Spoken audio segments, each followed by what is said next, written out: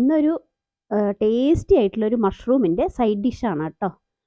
Chilli garlic മഷ്റൂമാണ് ഉണ്ടാക്കാൻ പോകുന്നത്. കുറച്ച് സ്പൈസൊക്കെ കുറച്ച് കൂടി ഇരിക്കണം, നല്ല അടിപൊളി ഡിഷാണ്. അപ്പം ഇനി വീഡിയോയിലേക്ക് കിടക്കാം. മഷ്റൂം നമ്മൾ കുറച്ച് വലുതാക്കിയിട്ട് തന്നെ നുറുക്കണം കേട്ടോ. വല്ലാതെ കുഞ്ഞായിട്ട് നുറുക്കുമ്പോൾ നമുക്ക് ഇത്ര ടേസ്റ്റ് വരില്ല. വലിയ വലിയ കഷ്ണങ്ങളാക്കുമ്പോൾ നല്ല ക്രിസ്പി ആയിട്ട് വരും ചെയ്യും, നല്ല ടേസ്റ്റി ആവും.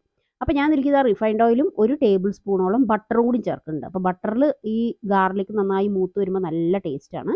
ബട്ടർ മാത്രം ചേർത്ത് കഴിഞ്ഞാൽ കരിഞ്ഞു പോകും. അതിന് വേണ്ടിയിട്ടാണ് കുറച്ച് റിഫൈൻഡ് ഓയിലും കൂടി ചേർക്കുന്നത്. അപ്പോൾ ഇതിലേക്ക് ഒരു 10-12 ഗാർലിക് ഞാൻ നുറുക്കിയിട്ട് ചേർത്തിട്ട് നന്നായി വഴറ്റിയെടുക്കുക. ചതച്ചെടുക്കരുത് ഗാർലിക്ക്, അത് അരിഞ്ഞെടുക്കുക.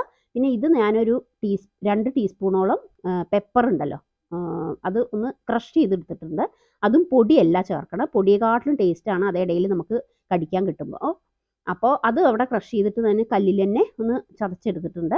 അതിന് ശേഷം നമ്മൾ ഫുൾ ഫ്ലെയിമിൽ തന്നെ അടച്ചു വെക്കാതെ തന്നെ മഷ്റൂം ഇട്ട് കഴിഞ്ഞാൽ ഇളക്കിക്കൊണ്ടേയിരിക്കണം. അടച്ചു വെച്ചിട്ട് നമ്മൾ ലോ ഫ്ലെയിമിലാക്കി കഴിഞ്ഞാൽ ഇതിന്ന് വെള്ളമൊക്കെ ഇറങ്ങിയിട്ട് മഷ്റൂമൊക്കെ ചുരുങ്ങിപ്പോയി ഇത്ര ടേസ്റ്റ് വരില്ല. അതിൽ നിന്നൊക്കെ വെള്ളമൊക്കെ ഇറങ്ങി എണ്ണ വേറെ അങ്ങനെ ഓയിൽ മാറി നിന്നിട്ട് അതത്ര ടേസ്റ്റ് ആവില്ല. അപ്പോൾ ഫുൾ ഫ്ലെയിമിൽ തന്നെ ഉപ്പും കൂടി ചേർത്തിട്ട് ഫുൾ ഫ്ലെയിമിൽ ഇളക്കിക്കൊണ്ടിരിക്കണം, അടച്ചു വെക്കുന്നരുത്.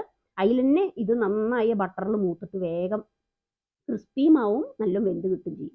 നന്നായി ഇളക്കുക. അതിന് ശേഷം നമ്മൾ ഓൾറെഡി ക്രഷ് ചെയ്ത് വെച്ചിട്ടുണ്ടല്ലോ നമ്മുടെ പെപ്പർ, അത് ഇടുന്നുണ്ട്. അപ്പോൾ ഇതേമാതിരി ഒന്ന് ഉണ്ടാക്കി നോക്കി നോക്കൂ കേട്ടോ. ഇതിൽ ഞാൻ ടേസ്റ്റിന് വേണ്ടിയിട്ട് ഒരു സ്പെഷ്യൽ ഇൻഗ്രീഡിയൻറ്റ് കൂടി ചേർക്കുന്നുണ്ട്. അതൊരു 1/2 ടീസ്പൂണ് ഒറിഗാനോ കൂടി ചേർത്തിട്ട് ഒരു പ്രാവശ്യം ഉണ്ടാക്കി നോക്കിയപ്പോൾ ഇത് വേറൊരു ഫ്ലേവറാണ് ഈ ഡിഷിന് തരണത് കേട്ടോ. ഇത് നമുക്ക് സൈഡ് ഡിഷായിട്ട് ഫ്രൈഡ് റൈസ്, പുലാവ്, ചപ്പാത്തി എല്ലാറ്റിനും ഉപയോഗിക്കാം.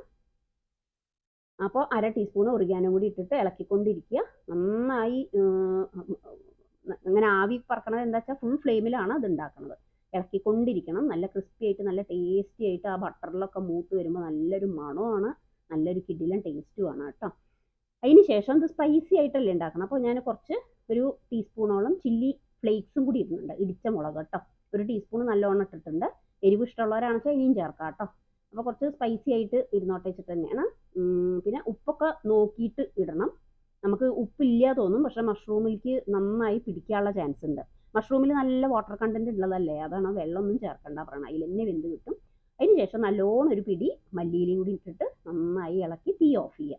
ഇത്രയേ ഉള്ളൂ. നല്ല അടിപൊളി ഡിഷാണ്. എല്ലാവരും ഒന്ന് ട്രൈ ചെയ്ത് നോക്കി നോക്കൂ കേട്ടോ. ഒരു സ്പെഷ്യൽ ടേസ്റ്റാണ്.